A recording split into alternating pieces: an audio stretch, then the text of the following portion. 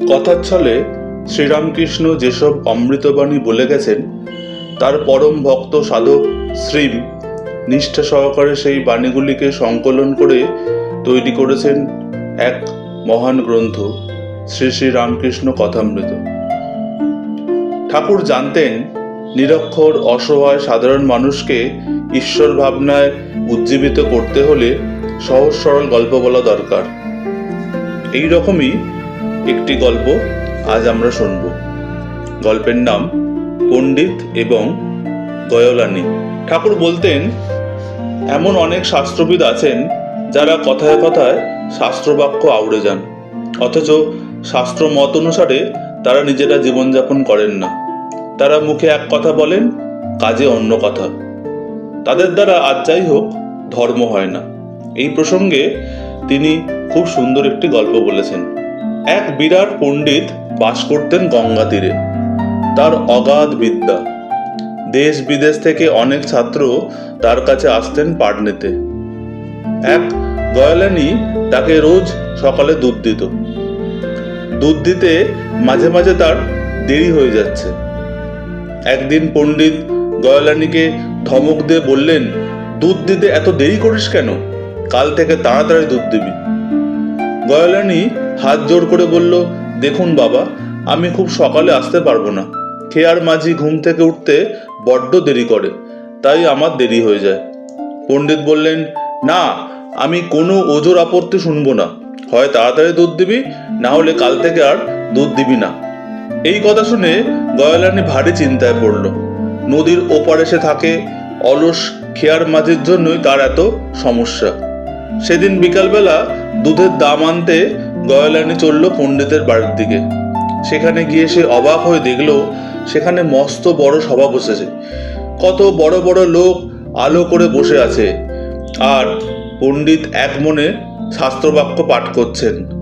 কি সুন্দর আলোচনা চলছে, তর্ক বিতর্ক শোনা যাচ্ছে।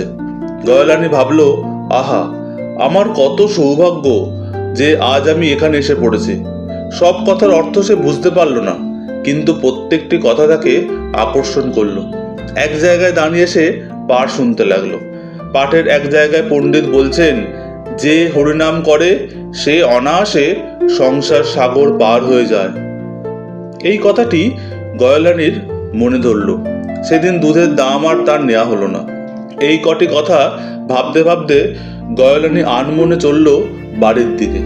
এদিকে পণ্ডিত বলেছেন, দেরি হয়ে গেলে আর তিনি দুধ নেবেন না। দুধ না নিলে গয়লানী চলবে কেমন করে? এখানে সেখানে দুধ বিক্রি করেই তো তাকে দুবেলা দুমুঠো খাদ্যের সংস্থান করতে হয়। পরের দিন ভোরবেলা গয়লানী পথে বেরিয়ে পড়ল। অনেক ডাকাডাকি করে মাঝিকে কিছুতেই ঘুম থেকে তুলতে পারল না। এদিকে পণ্ডিত বলেছেন, দেরি হয়ে গেলে তিনি আর দুধ নেবেন না। তখন গয়লানী মনে মনে ভাবল, আহা, আমি যদি হরিনাম জপ করি তাহলে অনায়াসে নদী পেরিয়ে যাব। হরিনাম পাঠ করলে যদি সাগর পার হওয়া যায়, তাহলে এই নদীটা পার হওয়া যাবে না কেন? আমি কি বোকা! এই কথা ভেবে সরল মনে সে হরিকে ডাকতে লাগলো, আকুল হয়ে ডাকতে থাকলো। সরল বিশ্বাসের মধ্যে এক আশ্চর্য মহিমা লুকিয়ে আছে।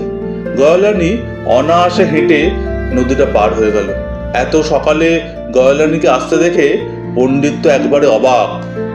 তিনি বললেন, কি ব্যাপার, আজ এত সকালে এলি কি করে?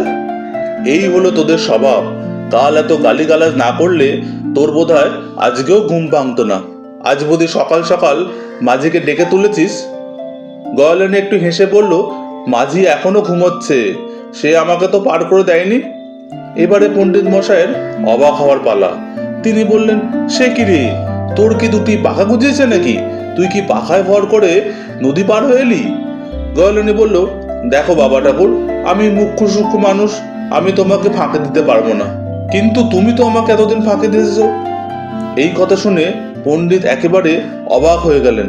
তিনি বললেন, সে কি রে, এ তোর কি কথা? ছোট মুখে বড় বড় কথা, আমি তোকে ফাঁকি দিয়ে এসেছি?